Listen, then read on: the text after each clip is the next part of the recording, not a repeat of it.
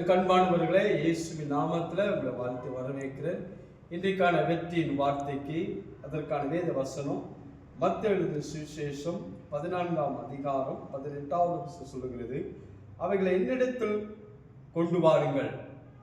இயேசுடைய போதனை கேட்க வந்த ஜனங்களுக்கு அவர் போஜனம் கொடுக்க வேண்டும் என்று இயேசு விரும்பினபடினால் அவரிடத்துல ஒரு சிறுவனிடத்துல 2 மீன் 5 அப்பம் இருந்தது. இயேசு சொன்னார், அது என்னிடத்தில் கொண்டு வாருங்கள். அந்த 2 அப்பம் 5 மீனும் அங்கிருந்த ஜனங்களுக்கு அது போதாதா இருந்தது.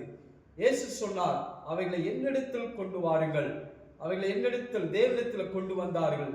இயேசு இடத்துல வந்த போது அது பெருகினது. கிட்டத்தட்ட 5000 பேர்கள் புசித்தார்கள்.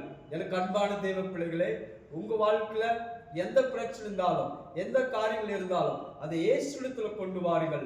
அவரிடத்தில் கொண்டு வந்தால் அதை தீர்வுக்கான, அதுக்கான பதில், அதற்கான ஒரு வெற்றிக்கான வார்த்தை அவரிடத்தில் இருக்கிறது. உங்க பிரச்சனை, உங்களுக்கு காரியங்கள் எதுவா இருந்தாலும் அவரிடத்தில் கொண்டு வாருங்கள்.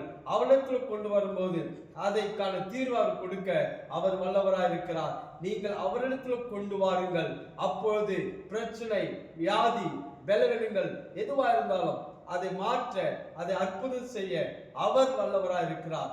இன்றைக்கு பிரச்சனை பார்த்து பேசிக்கொண்டு இருக்காதீர்கள், பிரச்சனையை பேசிக்கொண்டு இருக்காதீர்கள். உங்க பிரச்சனை எதுவா இருந்தாலும் இயேசுவிடத்தில் கொண்டு வாருங்கள். அப்போது உங்களுக்கு வெற்றியும் ஜெயமும் உண்டாகும். கர்த்தர் தாமே உங்களை ஆசீர்வதிப்பாராக. ஆமென்.